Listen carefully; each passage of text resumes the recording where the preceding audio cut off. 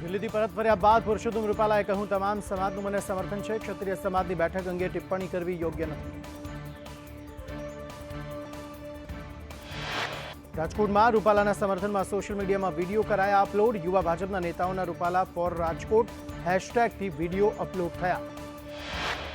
રાજકોટમાં અંબિકા ટાઉનશીપમાં રૂપાલાના સમર્થનમાં લાગ્યા પોસ્ટર. રૂપાલાને સમર્થન આપવા યોજાઈ હતી બેઠક.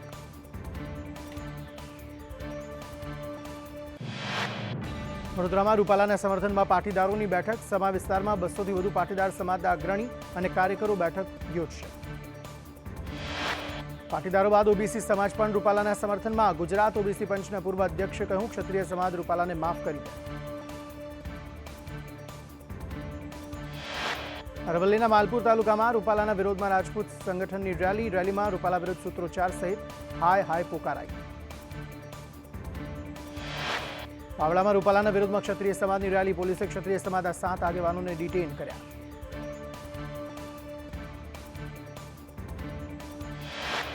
આણંદમાં સીઆર પાટીલનું કાર્યકરોને આહવાન. કહ્યું, બૂથ પ્રમુખ જીતના પાયામાં મહત્વનું કામ કરી શકે છે. 7 મે સુધી ક્ષમતા નહીં, આળસ ન કરતા.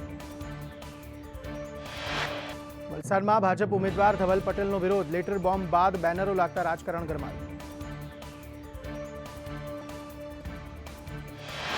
વલસાડમાં ધવલ પટેલ વિરોધ મુદ્દે ભાજપે કરી ફરિયાદ. ધારાસભ્ય જીતુ ચૌધરીએ કહ્યું, કોંગ્રેસ ભાજપ વિરુદ્ધ લોકોને ભડકાવે છે.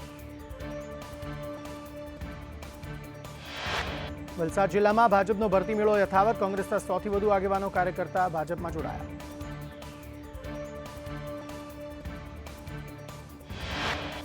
મોરબીમાં કાજલ હિન્દુસ્તાનીનો મુદ્દો ગરમાયો. 9 એપ્રિલે મોરબીમાં મળશે પાટીદાર સંમેલન. સમસ્ત મોરબી પાટીદાર સમાજ દ્વારા કરાયું આયોજન.